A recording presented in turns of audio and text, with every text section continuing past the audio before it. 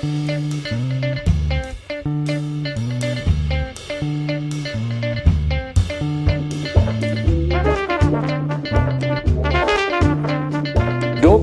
au professeur que vous êtes, je dis j'ai potassé le plus honnêtement possible, évidemment avec ce que je connais en arrière-plan de la profession bancaire, puisque je viens quand même de travailler une vingtaine d'années pour la profession bancaire, j'ai fait des études économiques, j'ai été un moment responsable des relations sociales, avec une séquence, pour nos amis de Guadeloupe, particulière, une séquence de social appliquée particulière lors de la grande grève de 2004 des banques. Vous savez, je ne sais pas si vous avez ça en mémoire, je suis venu sur place pour essayer de discuter avec les organisations syndicales, et plus récemment, comme l'a rappelé Jean-Claude Billet, je me suis occupé de formation.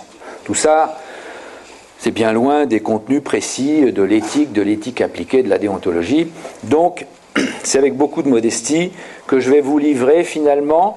J'ai essayé de parcourir le sujet, de le présenter sous une forme organisée, hein, et puis de vous livrer quelques réflexions qui, au bout du compte, finalement, sont assez personnelles. Et là, je suis formel, ne représente absolument pas le point de vue de la profession bancaire. Jeune retraité, je me sens libre de parole, même si évidemment il y a un devoir quand même de ne pas dire n'importe quoi. Bon, je vais suivre un chemin qu'on va vous montrer en affichant le plan. Alors vous pouvez tout, parce qu'effectivement je pensais que je manipulerais moi-même, donc voilà. Donc je vous racontais une petite histoire pour introduire.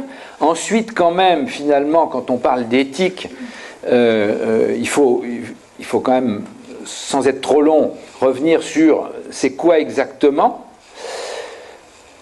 Après, je me suis interrogé avec mon expérience et la vision que je pouvais avoir sur, finalement, de l'éthique, on en trouve où ?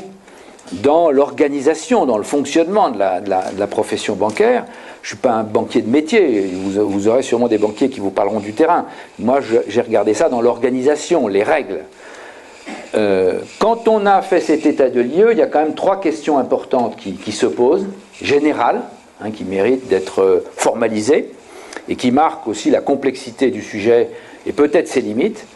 Enfin, sur la table aujourd'hui, en regardant un peu à droite et à gauche comment l'éthique vient jouer un rôle dans l'organisation de la banque et de la finance, je n'ai pas fait uniquement la banque de marché, la banque et la finance, je voulais évoquer, pour illustrer le propos, 6 points, et enfin, vous verrez, moi je trouve qu'effectivement, on est sur un chantier qui est très en mouvement, mais aussi très inachevé, et que pour aller plus loin, et pour que l'éthique joue un rôle efficace, finalement, au bout du compte, il y a quand même des défis absolument assez énormes qui se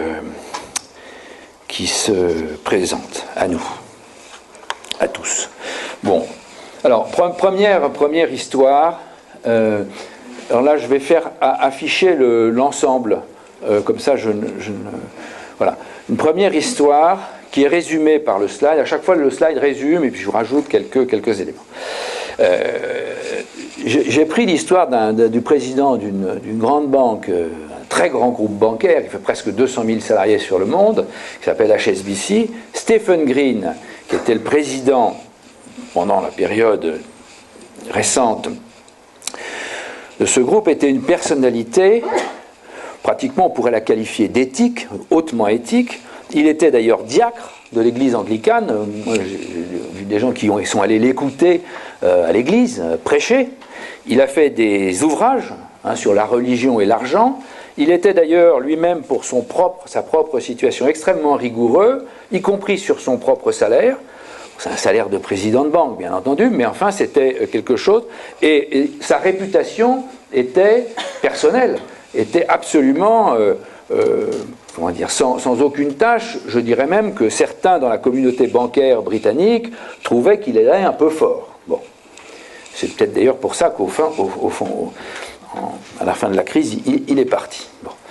Or, malgré Et HSBC, qui est une grande banque à culture militaire, hein, c'était une banque qui avait une réputation aussi très rigoureuse sur le contrôle, la conformité, les modalités d'exécution, la gestion des risques.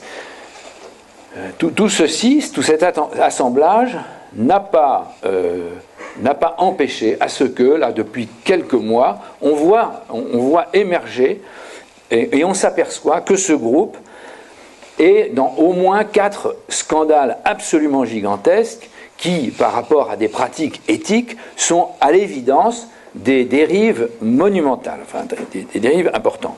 D'abord, ils sont pris dans l'affaire du Libor, vous savez, ce taux de marché qui a été manipulé par des équipes, évidemment confinées dans certains services de plusieurs banques, mais dont HSBC. En interne, pour vous donner la taille du sujet, ils ont provisionné 1,6 milliard d'euros pour le risque que représentent les contentieux sur ce sujet. Même chose, ils ont été pris aussi dans une affaire de blanchiment au Mexique. Ils ont provisionné pratiquement 1 milliard de dollars pour cette affaire.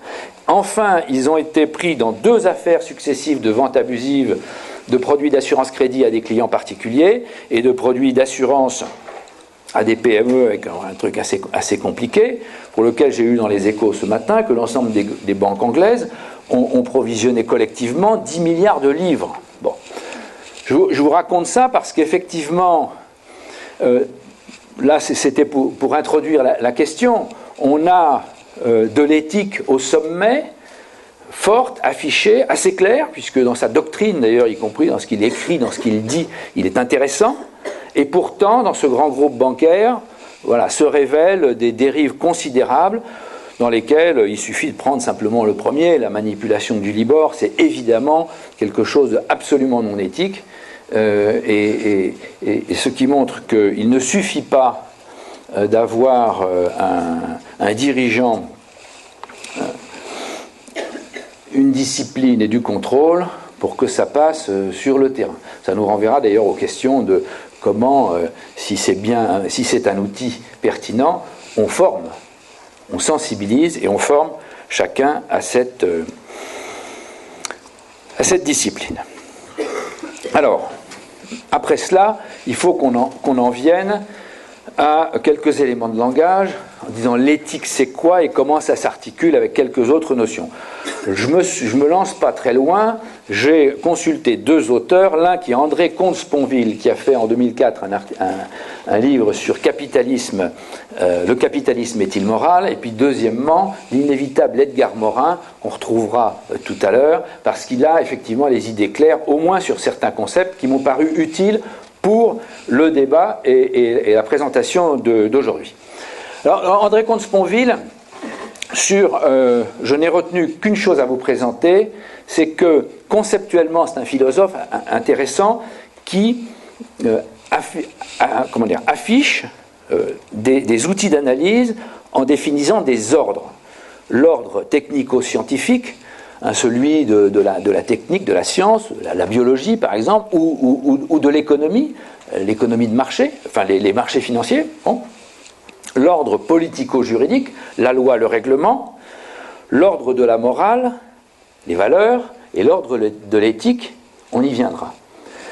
Ce qui est intéressant dans sa réflexion, puisqu'il a analysé avec ses ordres dans l'univers capitaliste, c'est qu'il souligne, si vous voulez, que ces ordres, bien entendu, dans la réalité, ne sont pas indépendants, mais l'idée intéressante, c'est qu'un ordre donné ne génère pas les réponses aux questions morales qu'il pose. Prenez l'exemple du clonage humain, ça n'est pas la biologie qui donne les réponses à ce que l'on peut ou ne peut pas faire avec le clonage humain. Même chose, c'est pas les logiques, l'économie des marchés financiers qui donne la réponse aux questions morales que posent les excès du prix, dans un sens ou dans l'autre, du cacao ou du riz sur les marchés des matières premières. Bon. Et donc ça, c'est assez intéressant, parce qu'on voit bien qu'il y a une organisation, si vous voulez, de ces ordres, qui fait que, pour les problèmes moraux posés par en particulier l'ordre technico-scientifique, il faut aller chercher des réponses et des organisations de réponses dans les autres ordres. La deuxième idée, ça c'est une affirmation de M. Comte-Sponville, c'est que si l'on veut vraiment être sûr que les valeurs que l'on peut avoir, on verra que sur les valeurs, on va demander qu'est-ce que c'est, d'où ça vient, pourquoi. Bon. Mais supposons qu'on ait des valeurs.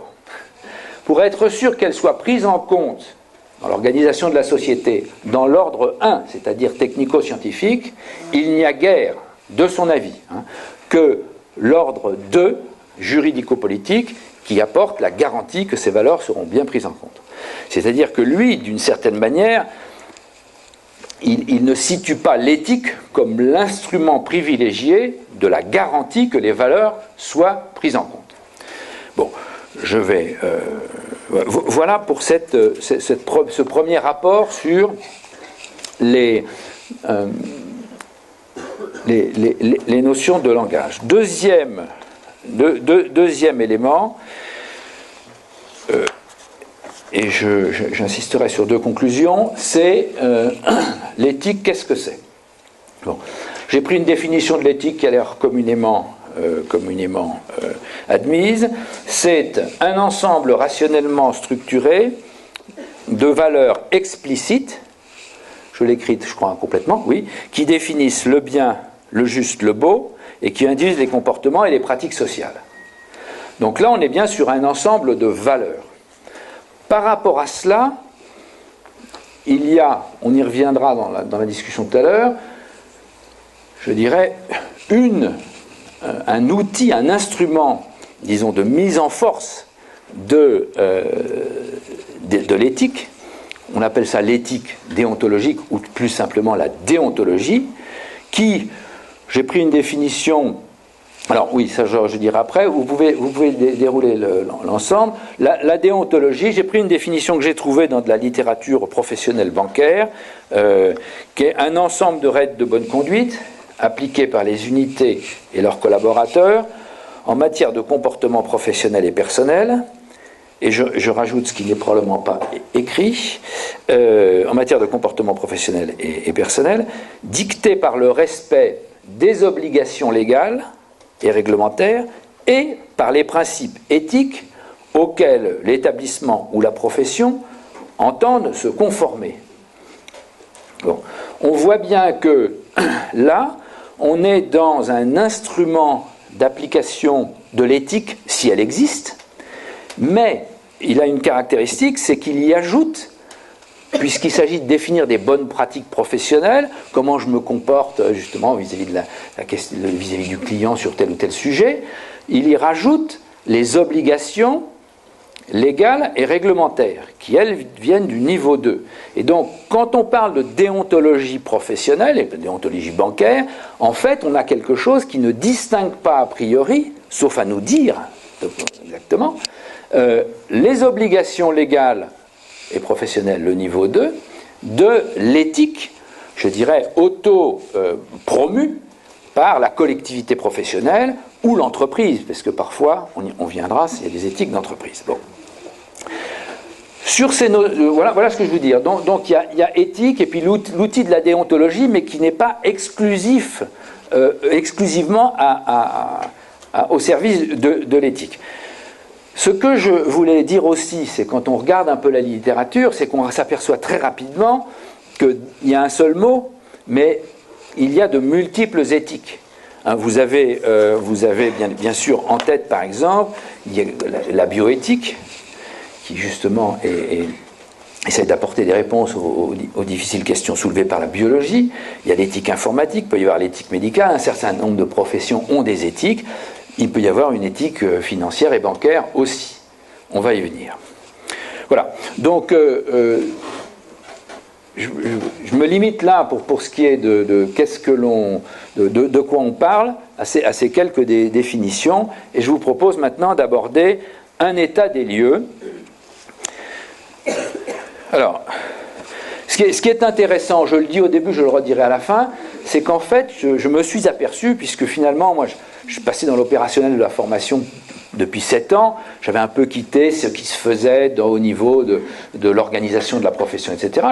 Je suis retourné voir, mais je connaissais quelques éléments, et effectivement, je m'aperçois qu'il y a un mouvement général qui fait qu'on se préoccupe, on met en œuvre, on définit des règles ou des choses qui ont à voir avec l'éthique. Souvent plutôt sous forme de code de déontologie, mais il y a un réel mouvement. Je vais vous en donner une analyse à 4 niveaux. Le premier niveau, c'est celui de la loi et du règlement. Alors pour les enseignants en banque que vous êtes, vous connaissez très bien. Alors vous pouvez dérouler aussi tout le voilà. On va voilà. La loi et le règlement. Vous connaissez tous le fameux règlement CRBF 9702, vous savez qu'il est un règlement extrêmement important qui organise le contrôle, tous les contrôles de tous les risques qui ont été dans une structure de risque, que ce soit les risques de crédit, de liquidité, etc. Et à l'intérieur de ce règlement, il y a 3 choses qui renvoient à l'éthique. La première, c'est que le CRBF 9702 impose aux banques, on va voir, de surveiller le risque de non-conformité. Le risque de non-conformité. La conformité du fonctionnement d'une banque à tous les échanges, que ce soit dans les produits, dans les process, dans la stratégie, c'est de respecter les règles. Et ce qui est intéressant, c'est que voilà la définition donnée par le risque de conformité par la commission bancaire, enfin le régulateur.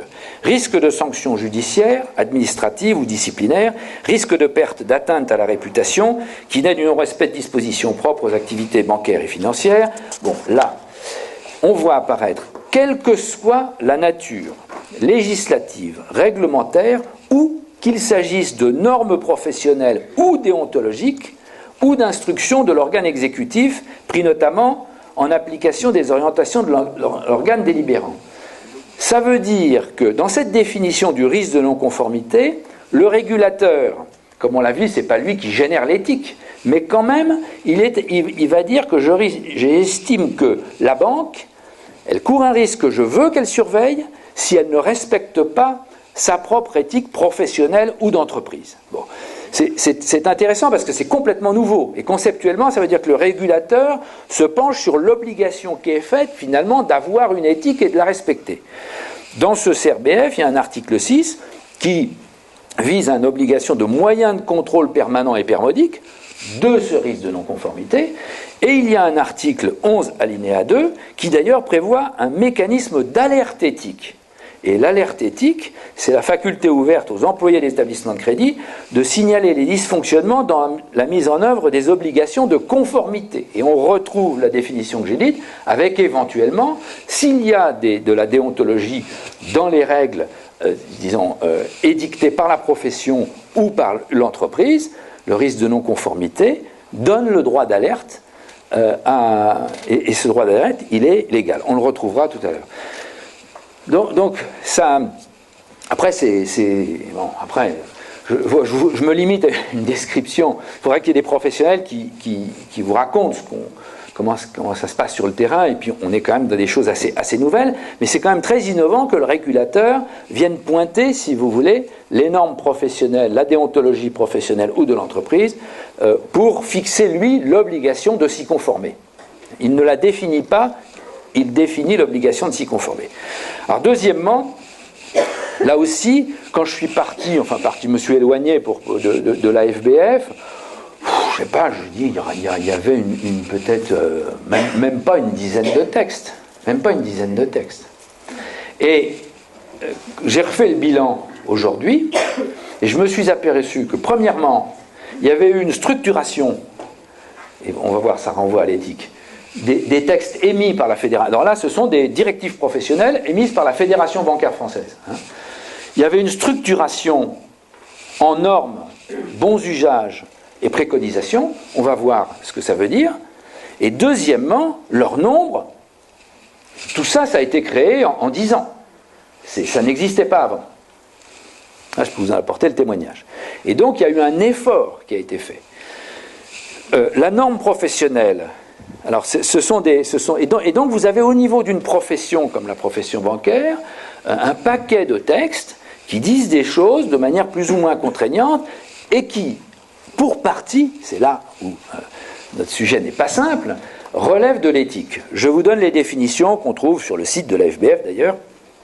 La norme professionnelle, c'est une règle professionnelle ou déontologique, on revoit apparaître, normative, on est obligé de l'appliquer, elle est transmise aux régulateurs, AMF ou ACP, et ces derniers contrôlent le respect de son application. Donc la norme, elle est vraiment, c'est du quasi-règlement, hein, puisque, y compris l'ACP, dans l'ex-commission bancaire, dans une mission de contrôle, peut dire, mais attendez, la norme un tel, je cite de tête une norme qui a fait parler d'elle, hein, c'est la norme sur la rémunération variable des collaborateurs de marché. Bon. C'est une norme, en fait, il n'y a pas de texte, c'est pas un règlement ou une loi, c'est une norme. Sauf que c'est une norme avec cette définition, c'est-à-dire que le contrôleur de la commission bancaire peut aller voir si c'est bien appliqué. Le bon usage professionnel, les bons usages professionnels, c'est constitue dans leur domaine une mise en œuvre jugée par la profession, apte à satisfaire les exigences légales, réglementaires ou éthiques incombant à la profession, puis on rajoute pour un petit peu de texte, sans être pour autant la seule manière de les mettre en œuvre. Mais ces textes-là, les bons usages professionnels, sont transmis à l'AMF et transmis à l'ACP. Ce qui veut dire que par rapport à notre définition du 9702 tout à l'heure, l'obligation de contrôler et de conformité, à mon avis, les bons usages professionnels sont dans le champ. Ça leur donne une force obligatoire, incitative, complémentaire. La préconisation est quelque chose de beaucoup plus souple, ni norme ni bon usage, non transmis au régulateur, mais c'est quand même un texte écrit. Je vais vous en donner un exemple. Donc voilà, si vous voulez, ce qui n'est pas inintéressant, d'une part, de voir qu'en soi, la profession a dit beaucoup de choses, à l'intérieur desquelles il y a de la déontologie et de l'éthique, et de voir comment c'est articulé avec l'obligation que le régulateur impose sur la conformité aux règles qu'on s'impose soi-même. Bon. Soyons pas trop longs parce qu'on verra, mais je vais vous donner des exemples pour illustrer. Par exemple, j'ai pris les dernières là. Pour ce qui est des normes, relations entre les banques et les clients surendettés. Donc il y a un texte qui est accessible sur le site de la FBF où on dit un certain nombre de choses sur cette relation. Je vous ai cité la norme sur la rémunération variable des professionnels de marché. Comme bon usage, je peux vous mettre par exemple, bon usage, mise à jour des dossiers dans le cadre de la lutte contre le blanchiment, ou un autre bon usage sur le microcrédit personnel. Préconisation, je vais citer avec un exemple pour ne pas être trop long, engagement sur les banques envers les PME. Donc le texte le plus souple, voilà. Alors, on voit tout de suite, et j'en ai regardé quelques-unes, je n'ai pas pu vous faire. Sinon, si j'avais eu le temps, j'aurais fait un travail de décryptage pour aller chercher où est l'éthique, où est la déontologie là-dedans. Bon. Parce qu'évidemment, à l'intérieur de ces textes, vous voyez qu'ils sont composés de considérations techniques, de considérations d'harmonisation interbancaire, parce que quand on gère des paiements, par exemple, il y a des normes techniques à respecter, etc. Tout ne relève pas de l'éthique et de la déontologie, mais certaines parties, certains éléments, oui. Donc, c'est important d'en avoir connaissance. Après, il faut que je me préoccupe de l'horaire. Quel est Non, parce que je veux aller jusqu'au bout. Je pense que c'est la fin qui est mieux, quand même. Là, on est plutôt dans le dur. Hein. Bon. C'est à 15h. Bon. Donc, la loi, le règlement, la profession qui a fait un travail quand même très structuré dans lequel on peut aller regarder, c'était vraiment un sujet d'investigation. Il y a des codes éthiques ou des codes déontologiques d'entreprise. Là aussi, pratiquement tous les grands groupes, je pense tous les groupes, je ne saurais pas dire s'il y a un groupe bancaire qui n'en a pas. Il serait intéressant d'ailleurs voilà, l'historique de leur apparition, mais il y a eu des apparitions assez récentes. Et j'ai pris deux exemples. J'ai pris un premier exemple qui est le groupe BNP Paribas, qui en fait, alors c'est intéressant parce qu'il affiche une charte BNP Paribas qui est une charte générale dans laquelle, en fait, on décrit ce qu'on est, ses métiers, etc. Et à l'intérieur, vous avez un bloc qui est sur l'éthique commerciale. Donc BNP Paribas a une approche globale d'une charte qui, finalement, promeut ses propres valeurs d'entreprise au sens non éthique du terme. Mais à l'intérieur, il y a une charte d'éthique. Bon, dans la boîte à outils que BNP Paribas affiche, il y a aussi, vous voyez aussi apparaître un code de conduite, une éthique et une déontologie des personnes du groupe. Ça, c'est pas excessif de l'erreur. Le droit d'alerte éthique, mais ça fait référence à la loi. Et puis un contrôle des connaissances professionnelles pour le conseil auprès des clients. Je pense que ça rejoint un peu votre sujet de vendredi matin. Crédit Mutuel, si on regarde le groupe Crédit Mutuel, en 2006 est apparu un document intitulé Code d'éthique et de déontologie. Mais là, vous avez quelque chose de très général qui ne s'adresse pas qu'aux salariés, qui s'adresse aussi aux sociétaires, où on parle des valeurs, des valeurs du crédit mutuel, c'est-à-dire des valeurs de l'entreprise. Or, là, il y a au moins une ambiguïté, parce que les valeurs, quand vous avez les valeurs, dans les entreprises, souvent il y a un travail sur les valeurs d'entreprise, mais ça peut être je suis rapide, je suis techniquement efficace ou incontestable, etc. Ce n'est pas forcément des valeurs morales, des valeurs éthiques. Bon, donc dans la charte du crédit mutuel, qui s'appelle Code éthique et de déontologie, on trouve un périmètre différent, on trouve une notion de valeur très large, et puis après il y a des devoirs de bonne gestion, devoirs de confidentialité. C'est un texte très général qui n'amène pas, qui n'a pas du tout la même allure, pas du tout la même précision, et pas le même périmètre que celui de l'entreprise précédente. C'est surtout pour vous montrer ça. Simplement, ils en ont. On a fait l'effort de le mettre. Quatrième niveau, dans lequel on retrouve des questions d'éthique, c'est voilà, on était passé là. Je vous ai parlé un peu BNP Crédit Mutuel, juste pour citer que c'est quand même des lieux où on promeut des codes de déontologie, des codes d'éthique. Le contrat de travail, ça je connais bien puisque c'est moi qui ai négocié cette convention collective là de l'an 2000, la nouvelle convention collective, et ça me paraît intéressant de vous signaler que ça n'existait pas dans la précédente. Il y a un article 24 dans la nouvelle convention collective que la discussion entre les responsables, qui étaient les DRH de banque à l'époque, avec moi, nous a amené à placer un article dans la convention collective, qui fait une page à peu près, qui édicte des principes généraux de déontologie professionnelle. Bon.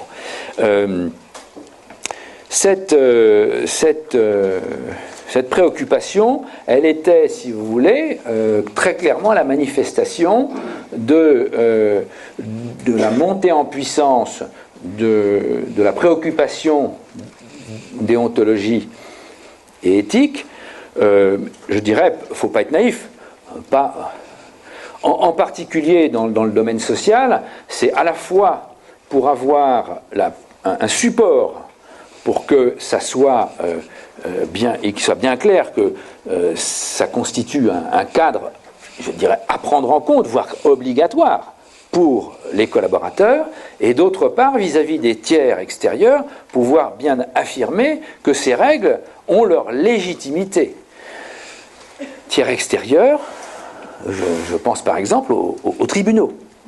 Quand vous avez un contentieux avec un collaborateur devant le tribunal, si vous pouvez exciper d'une règle solide qu'aurait dû respecter le collaborateur, évidemment, le dossier est meilleur. Alors c'est un peu dans cette optique que ça a été fait, mais c'est la traduction évidemment en même temps de la montée de l'importance du sujet. Dans cette, je ne l'ai pas affiché là, où est-ce que j'en suis? Voilà. Oui, je ne l'ai pas affiché là, mais dans cet article 24, vous trouvez des têtes de chapitre, respect des intérêts de la clientèle, loyauté, neutralité, discrétion, respect de l'intégralité des règles de marché, ça renvoie à l'éthique des hommes de marché, respect du secret professionnel, transparence à l'égard de l'employeur. Il y a un certain nombre de principes comme ça. Et je vous ai mis une phrase où on articule convention collective, règlement intérieur, contrat de travail, parce que c'est un chaînage, comment dire, quasiment juridique. Les règlements intérieurs des grandes banques visent ou reprennent, en le précisant, les règles de la convention collective, et dans le contrat de travail du collaborateur, il y a une convention collective de référence, c'est obligatoire, mais du coup, ça constitue le cadre dans lequel s'exerce ce contrat de travail. Donc finalement, cet angle-là, qui est un peu original, si vous voulez, il est quand même aussi la traduction de l'importance prise par le sujet dans l'industrie bancaire. Voilà pour ce descriptif que j'ai pu traverser comme. Maintenant, on va aborder 3 questions. Je ne veux pas être trop long sur ces questions, parce que les sujets, les chantiers de l'éthique derrière sont aussi importants, mais c'est quand même 3 questions qui se posent un peu de manière transverse. Voilà. La première d'entre elles, c'est comment identifier ce qui est éthique. On a traversé différents textes, vous avez vu les 38, je ne sais plus combien, le total des textes de la Fédération, les chartes, mais qui ont des périmètres, ont des notions, etc. À l'intérieur de ça, qu'est-ce qui est vraiment éthique ? Il aurait fallu faire un travail complémentaire que je n'ai pas eu le temps de faire, pour savoir bien, si je prends par exemple les relations que j'ai citées, les relations avec les PME, ou même la norme sur la rémunération des hommes de marché, qu'est-ce qui vraiment là relève de l'éthique ? Il faudrait aussi, puisqu'il y a un certain nombre d'émetteurs de règles éthiques, que les valeurs de référence sur lesquelles on s'appuie pour fixer la règle éthique, qu'on les définisse. On a rarement dans tous ces textes que je viens de voir quelque chose de spécifique, ni sur l'identification de où se trouve l'éthique, ni sur les valeurs. Bon. Et vous verrez que le débat sur les valeurs, il est quand même important, on le verra tout à l'heure. Et puis, bien entendu, la grande difficulté de lecture, c'est la frontière entre ce qui relève de la loi et du règlement, puisqu'on a vu que dans les codes de déontologie, il y a les deux. On la voit pas forcément. Or, là, sans philosopher, si vous voulez, c'est quand même pas la même chose. Si la règle que j'affiche, par exemple, le droit, qu'est-ce que je vous ai cité tout à l'heure, le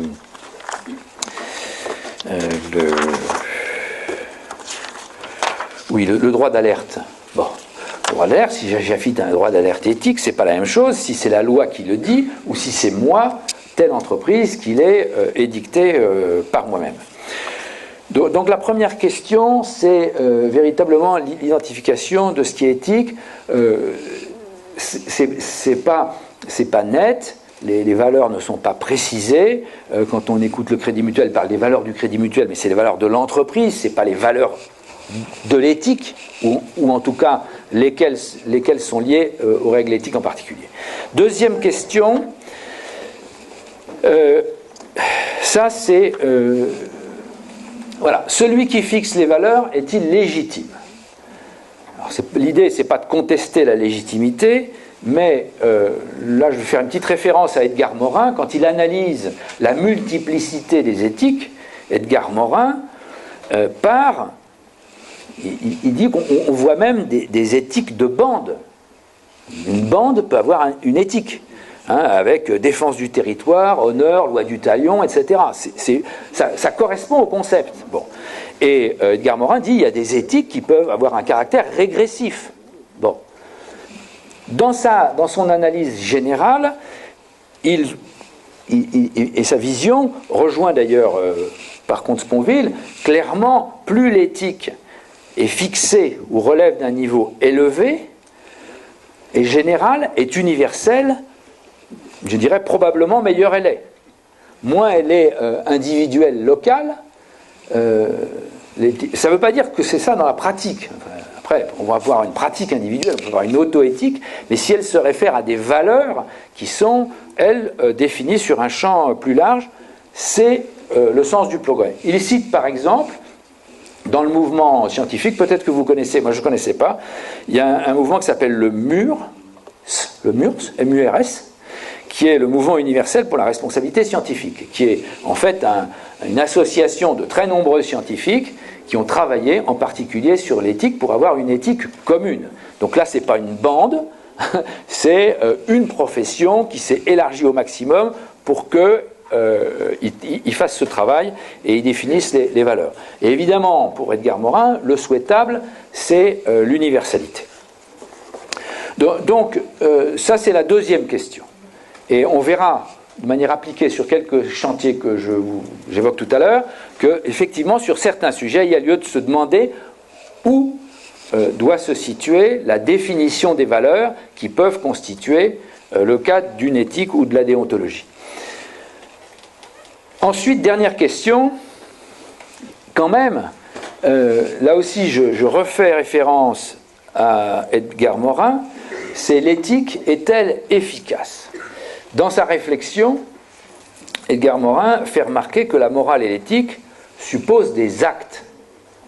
C'est pas des virtualités, ça suppose des actes. Et il fait remarquer que parfois, il y a des mauvais résultats avec des bonnes intentions ou des bons résultats avec des mauvaises intentions. Et par conséquent, si vous voulez, le suivi, la mesure, voire les sanctions ou les conséquences positives ou négatives tirées par le normalisateur du respect de l'éthique est extrêmement important. Or, dans le panorama que j'ai pu... Alors là, je refais un petit rappel de ce que je vous ai dit au passage. J'ai essayé de faire un travail, mais il est très inachevé. Bon, c'est le moins qu'on puisse dire. Très, très inachevé. Bon, ce qui fait que je vous donne le résultat de mon observation.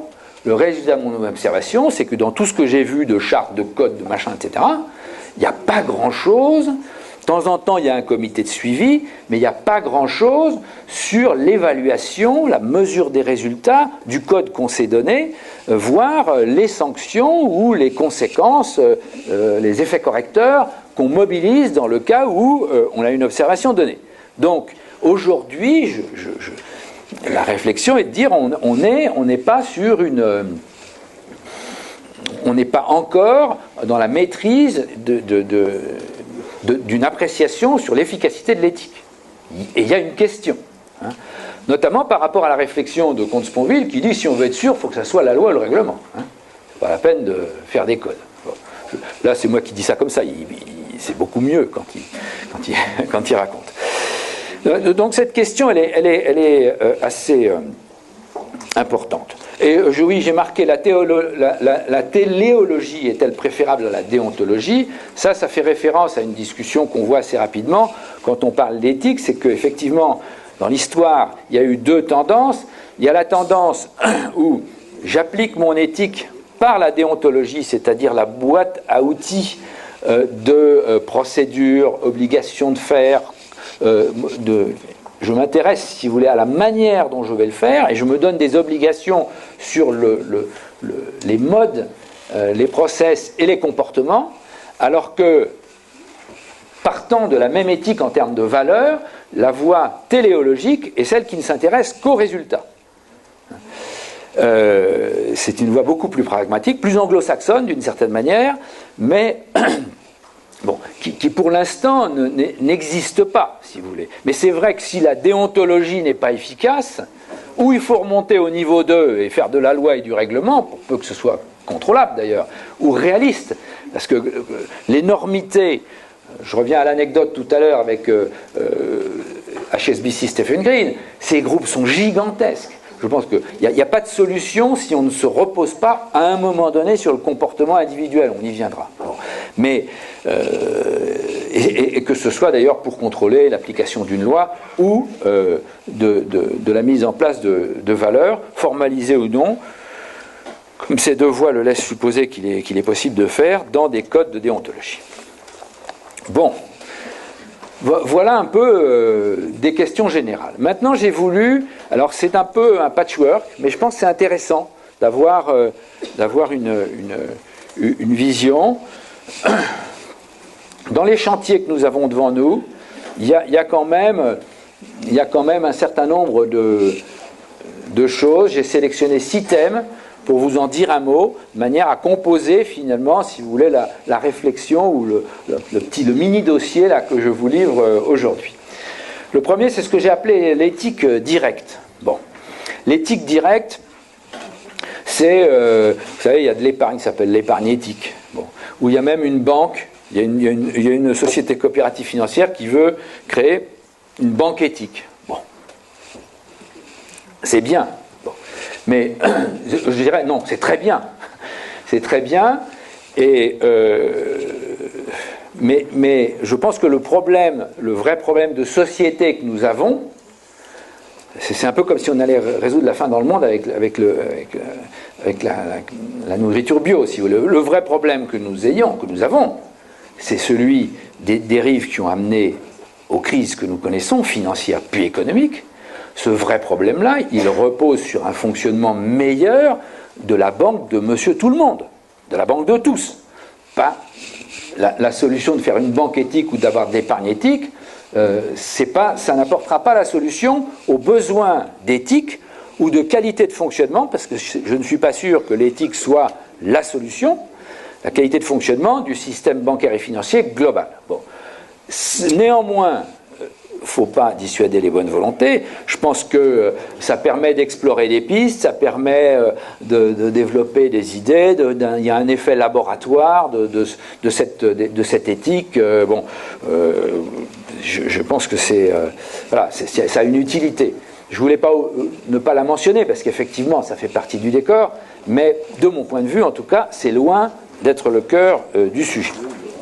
Deuxièmement, alors là, c'est un point de vue très personnel.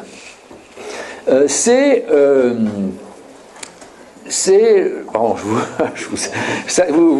vous anticipez tellement que du coup, après, j'oublie de vous... C'est la question de la monnaie.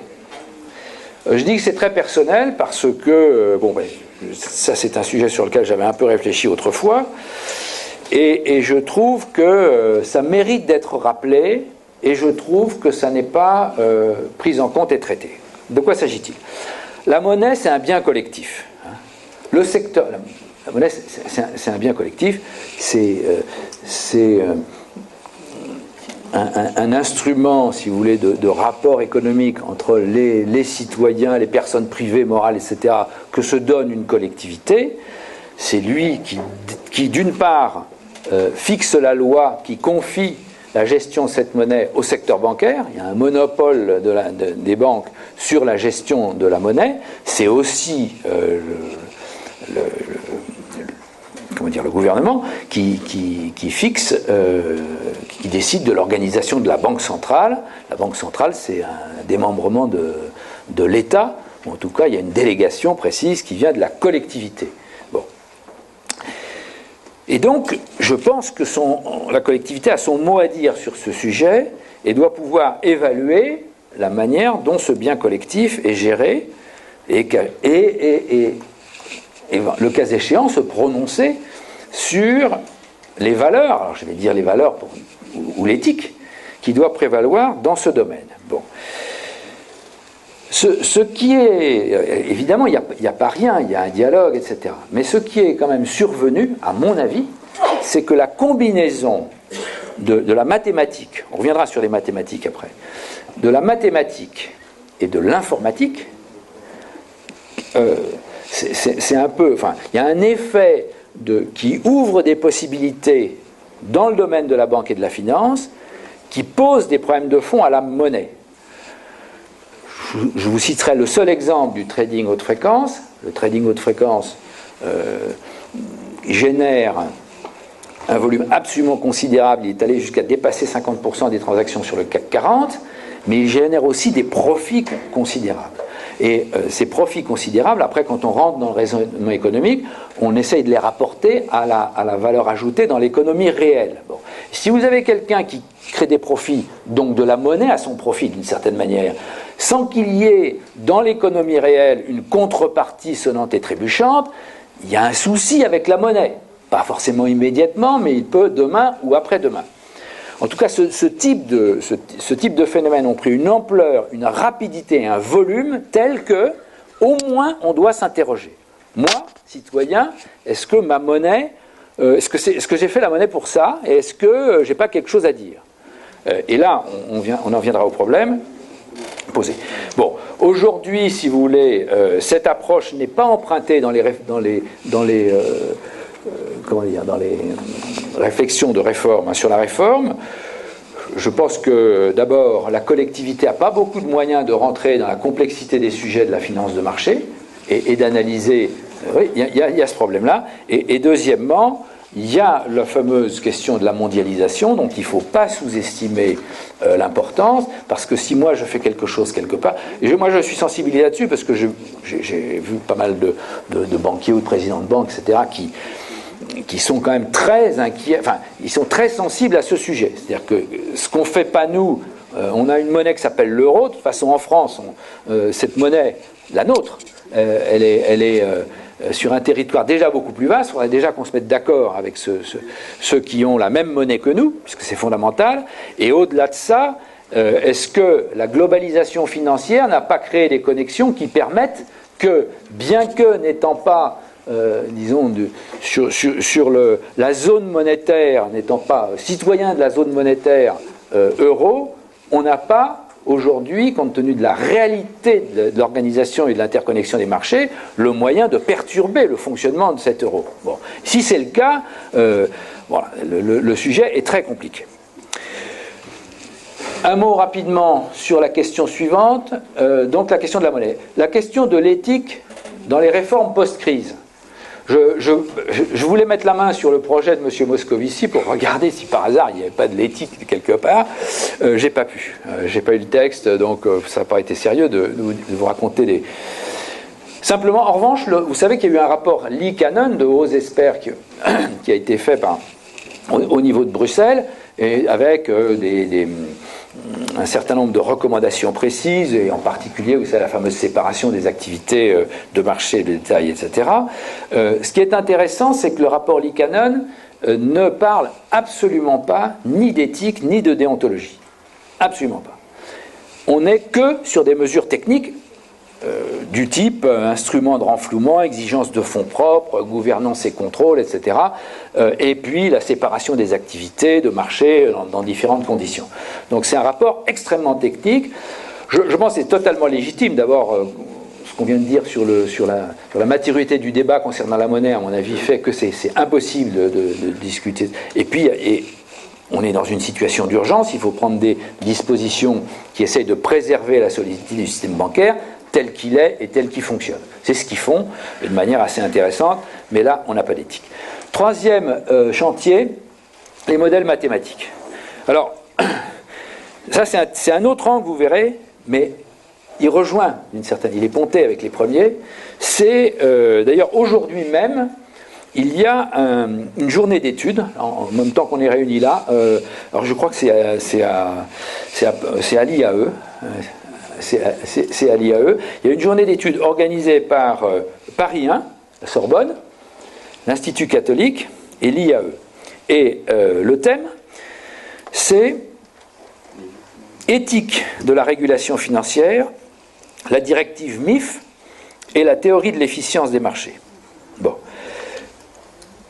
Il y a, j'ai repéré plusieurs personnes qui visiblement ont réfléchi sur les problèmes d'éthique de la finance. Il y a dénommé, en particulier, je le citerai parce que j'ai repris un certain nombre de ses considérants, un dénommé Christian Walter, qui a une chaire d'éthique à l'Institut catholique de Paris, et qui fait remarquer qu'il y a eu beaucoup de codes de déontologie, on l'a vu, nous-mêmes, mais rien n'a porté sur les mathématiques, les modèles mathématiques utilisés dans la finance eux-mêmes. Bon. Or, il y a un certain nombre de considérations, alors c'est en débat, mais j'ai noté, parce que moi j'ai trouvé que c'était assez intéressant, qui font que, premièrement, on s'aperçoit que les modèles mathématiques ne sont pas neutres Pourquoi? Parce qu'en fait, ils sont tellement imbriqués dans la finance elle-même qu'ils ne sont pas externes, ils créent la finance, hein, puisque c'est vraiment le modèle qui est à l'intérieur des opérations, et du coup le régulateur qui veut réguler ces opérations, implicitement, il utilise aussi la logique du modèle. Donc s'il y a un problème de logique interne au modèle, c'est à la fois dans les travers que l'activité peut générer, mais aussi les difficultés que le régulateur peut avoir à contrôler. Or, là, ça dépasse mes compétences, sans une mise à jour qui prendrait peut-être beaucoup trop de temps pour moi. Les modèles américains qui sont dominants et sur les Américains n'ont pas voulu discuter. Il y aurait, je vais mettre un conditionnel parce que c'est des hypothèses, mais plusieurs me l'ont dit, des choses radicalement fausses, et en particulier une hypothèse dite brownienne qui est sérieusement remise en question, comme en fait ne prenant pas en compte suffisamment l'ensemble des risques.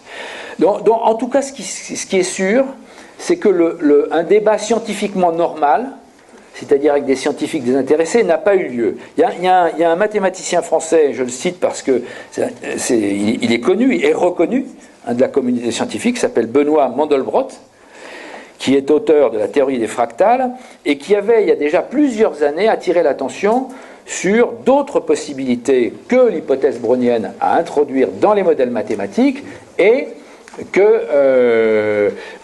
mais l'ennui, c'est que sa vision des choses, ça réduisait les risques générés par disons, ce mode de comportement induit par les modèles, mais ça réduisait aussi les profits. Bon. Ça, c'est la thèse de ceux qui disent qu'on s'est égaré. Je note quand même que le fameux rapport Liikanen, hein, lui-même, dans une footnote, là, il évoque des études en cours qui remettent en cause la fameuse value at risk, pour ceux qui connaissent, la VAR, et qui a aussi un débat théorique repérable sur les avantages présumés de la diversification. C'est quand même assez important parce qu'en fait, ce qui est en question pour notre sujet, c'est qu'on n'a pas, de la part de la communauté scientifique, eu un vrai débat avec une éthique scientifique normale sur les modèles mathématiques qui en fait créent la finance de marché. Bon. Et d'ailleurs, ceux qui voudraient que ce débat ait lieu, et d'ailleurs quand on organise une journée comme il y a aujourd'hui à Paris, c'est une façon de commencer ce débat, c'est arriver peut-être à des résultats comme on a vu chez les physiciens en 86, qui s'étaient gourés alors, dans des conséquences de la mécanique newtonienne, je ne serais incapable de vous dire, mais qui ont vraiment collectivement, communauté des physiciens, présenté leurs excuses et dit qu'ils s'étaient trompés. Bon. Après un débat interne avec une rigueur scientifique incontestable. Point suivant, la question des religions. J'en dis un mot parce que, si vous voulez, je vais citer Edgar Morin encore en disant que la laïcisation enlève à l'éthique de la société la force de l'impératif religieux, et on voit pour ce qui est de transporter les valeurs, c'est pourquoi Comte Sponville finalement dit il faut s'appuyer sur le niveau 2. Bon. Il rajoute que l'universalisation de l'éthique ne commencera qu'avec les grandes religions transculturelles comme bouddhisme, christianisme, islam. Bon. Et là, je voudrais vous apporter tout simplement trois remarques. Bon, d'abord, je trouve que compte tenu de la crise, de l'énormité de la crise, qui est quand même... l'éléphant est dans la pièce, quoi, hein. L'Église catholique a été absolument silencieuse sur ce sujet. Franchement, je trouve ça surprenant, hein, parce que quand on va un peu, alors c'est pas des spécialistes de la finance de marché, certes, mais quand on va un peu dans la doctrine et ce qui a été dit, y compris par les papes, les fameuses encycliques, on trouve des choses sur la finance. Et j'ai noté un extrait de Jean-Paul II, par exemple, qui, parlant de faire de profit financier, qui n'est pas le résultat, donc il condamne faire du profit financier, qui n'est pas le résultat du développement du travail et de la richesse de la société, mais qui résulte de leur entrave, virgule, d'une exploitation illicite, de la spéculation pure ou de la rupture de solidarité entre travailleurs. Donc évidemment, les religions qui sont porteurs de valeurs ne peuvent pas ne rien dire. Bon. Deuxième exemple. L'exemple anglican, c'est plus pour l'anecdote, parce que je n'ai pas eu le temps de creuser, ça aurait été intéressant de voir s'ils ont dit des choses intéressantes. Mais il faut savoir que l'Église anglicane vient de mettre à sa tête un ancien trader, oui, qui s'appelle Justin Welby, et donc qui connaît très bien le sujet, et qui a fait des petites déclarations récemment. Une d'entre elles, d'ailleurs, est de dire, moi, je ne crois pas au bon sentiment et à la limite au bon comportement humain, et je pense qu'il est très important d'avoir des structures, donc des règles, structures, alors je ne sais pas si, voilà, je pense que c'est un concept assez vaste, qui font qu'il est moins facile de faire des mauvaises choses que de faire des bonnes.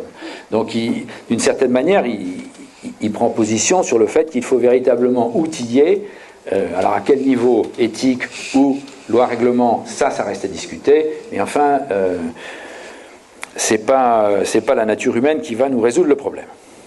L'islam, je le cite quand même, parce que, sans être trop long, il faut être conscient que l'islam, alors évidemment qu'avec sa vision, avec ses défauts, défauts ou qualités, enfin bon, que l'on connaît, enfin sa manière de faire, est extrêmement précis, parce que quasiment, finalement, il a été jusqu'à proposer une alternative éthique directement transposée en termes pratiques. Hein, parce que, oui, ils se sont prononcés, l'interdiction de l'intérêt.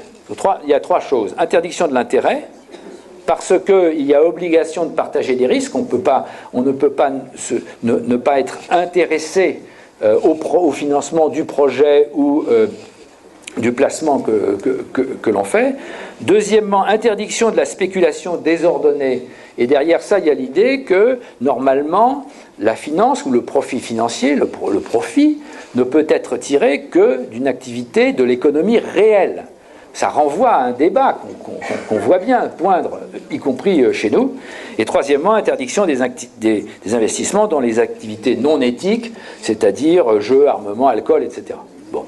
Mais j'attire votre attention, c'est que dans les principes et les valeurs fixées par l'islam, on n'est pas si loin de ce qu'on entend quand on regarde dans les textes de l'Église catholique, simplement ils en ont tiré des conséquences pratiques. Je vais y arriver, juste. L'information et la formation. Je ne voulais pas finir sans vous dire ça. Il y a quand même eu aussi dans le sujet de la formation des collaborateurs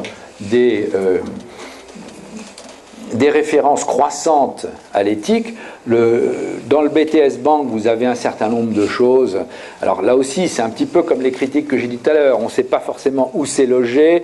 Est-ce que c'est bien défini, les valeurs qui fixe les valeurs, etc.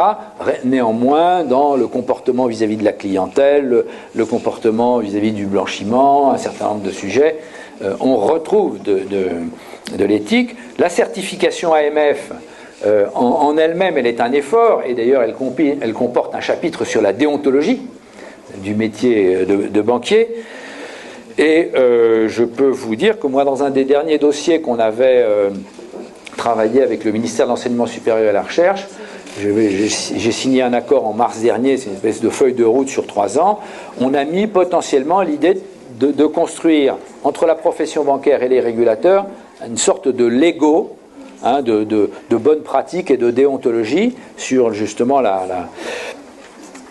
un Lego pédagogique, c'est-à-dire qu'on aura un certain nombre de briques que vous pourriez utiliser, vous ou les professeurs d'université et d'école, en prenant toute la gamme des sujets, et on pourrait retrouver à l'intérieur une construction sujet par sujet de bonnes pratiques et de déontologie professionnelle. Bon. J'espère que ça avancera. C'est dans les mains de l'ACP et de l'AMF, puisque c'est avec eux que j'ai proposé qu'on le fasse. J'en finis maintenant, après avoir été un peu trop long, pour vous dire que le sujet est en mouvement, mais il y a quand même 3 défis. Je serai bref, donc je ne vais pas regarder mes notes, je vais faire directement comme ça. Il y a quand même 3 défis. Il y a le défi de la crédibilité, on l'a vu. Je pense que le sentiment que j'ai, si vous voulez, après avoir fait cette copie devant vous, c'est que il y a des gens au travail à tous les étages, il y a des choses qui ont été faites, avec tous les défauts qu'on a vus, mais la première conclusion, c'est que clairement, il faut à la fois prendre le sujet par le haut et par le bas. C'est-à-dire qu'à la fois, il faut qu'il y ait des règles, des valeurs qui soient discutées au bon niveau. Je reviens sur l'histoire de la monnaie, mais moi je suis absolument persuadé que tant qu'on n'a pas un débat sur la monnaie ou sur l'éthique des modèles mathématiques, il y a des sujets qui sont à traiter vraiment par des gens qui ne sont pas les financiers intéressés par la matière. Et là, en inférer un certain nombre de règles, de valeurs à respecter, de règles, y compris qui prendront leur place, y compris dans les pratiques professionnelles, ou dans l'organisation du système, ou dans les lois et les règlements. Donc, il faut une véritable architecture. Après, qu'on descende au niveau d'une profession qui fait un certain nombre de choses, d'entreprise, évidemment, en travaillant sur la cohérence, et que tout ceci soit, disons, comment dire, qui est véritablement un essaimage complet auprès des collaborateurs, c'est la seule solution aussi pour éviter le syndrome HSBC où il y a un type vachement éthique en haut et puis en bas, derrière, il y a vraiment un système, il y a une architecture de la déontologie professionnelle au sens large du terme à constituer. Il n'y a que comme ça qu'on relèvera le défi de la crédibilité. Et donc là, on voit bien que le choc, la perte de confiance que peut avoir le public dans son système financier de manière générale, si on pense pouvoir utiliser l'éthique telle que je viens de le dire, de domaines, que ce soit la biologie, l'informatique, la banque, la finance, etc., les sujets sont devenus tellement complexes. L'interconnexion mondiale les démultiplie avec un facteur, je ne sais pas combien, les difficultés de vraiment trouver des solutions acceptables par tous ou les bonnes stratégies pour progresser, que finalement, c'est les professionnels du secteur qui sont les seuls à même de penser le secteur. Bon, ça, c'est un sujet. Vous êtes des professionnels de la formation. Bon, moi, j'ai été stupéfait de la manière dont, dans le cas de la formation professionnelle, vous avez un président de la République, plus ensuite toute la cascade de ministres dessous qui disent on va réformer la formation professionnelle, on confie le sujet aux spécialistes, il en ressort une cacahuète, c'est-à-dire une couche de complexité supplémentaire, rien n'a été réformé sur le fond. Hein. Bon, ben, la finance c'est ça, mais en 10 fois plus compliqué et internationalisé. Bon, donc il y a un vrai défi à faire que, pas sur tout, mais sur les sujets qui les concernent, les peuples, les citoyens, les gouvernements aient la capacité de rentrer dans les sujets. Et dernier, en fait je l'ai cité, comme ça je serai bref, c'est le défi de la mondialisation, c'est-à-dire qu'il y a un facteur, et moi j'ai vu pas mal je vous l'ai dit tout à l'heure en passant, de responsables de banque qui sont quand même extrêmement soucieux de ce qui peut se passer du fait de la mondialisation. Et à partir du moment où l'autre n'a pas le même avis que vous, voire même qu'il a une stratégie consistant à dire ben, finalement, moi si je taillais un peu les jarrets des systèmes bancaires européens, ça ne me ferait pas de mal, hein, on n'est plus du tout dans un jeu coopératif. Or, tout ce qu'on vient de dire sur ces questions monétaires, il faut quand même bien regarder les effets collatéraux des dispositions qu'on prend nous, en toute bonne foi, ou dans notre petite vision hexagonale ou européenne, ce qui me paraît aujourd'hui nécessaire. Voilà, je sens que j'étais un peu long, mais j'arrive au bout de cette... Alors, j'arrive au bout avec la conclusion que c'est pas désespéré, mais c'est pas gagné. Merci de votre attention.